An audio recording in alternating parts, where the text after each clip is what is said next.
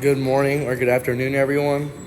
This is Nazi Art by Marcelo Huezabech and Gustavo Diaz.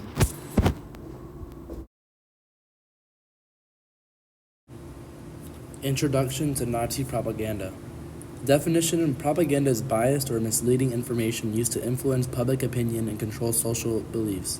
The Nazis used propaganda to manipulate emotions and the thoughts of German citizens and make them think something's happening even though it isn't. Nazi propaganda goal was to promote Hitler's vision of a pure and powerful Germany and just to justify Nazis' party's policies, and they aimed to create a unity around Nazis' ideals and eliminate any opposition ideals or ideas. Joseph Goebbels was a minister of propaganda. Goebbels' control of German media, arts, and information made sure that every single person in the country knew what they were wanting to do. He ensured all content supported Nazi ideology and censored opposing viewpoints. These are the methods of propaganda.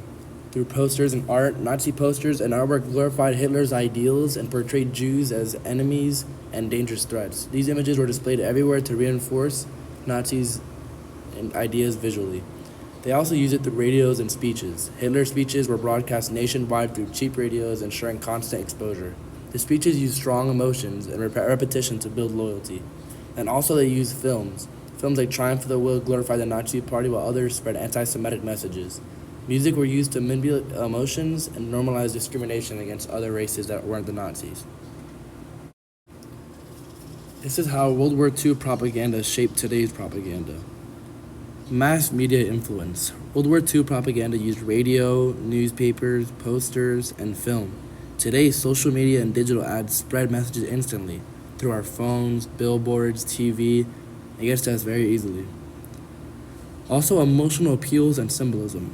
World War II posters used fear, patriotism, and enemy demonization, while modern propaganda still relies on emotional manipulation and strong symbols. Nowadays, they don't use that much against the enemy because as of right now, we have no enemies in America. Government and corporate use. Governments controlled wartime narratives. Now, corporations, influencers, and political campaigns use similar techniques.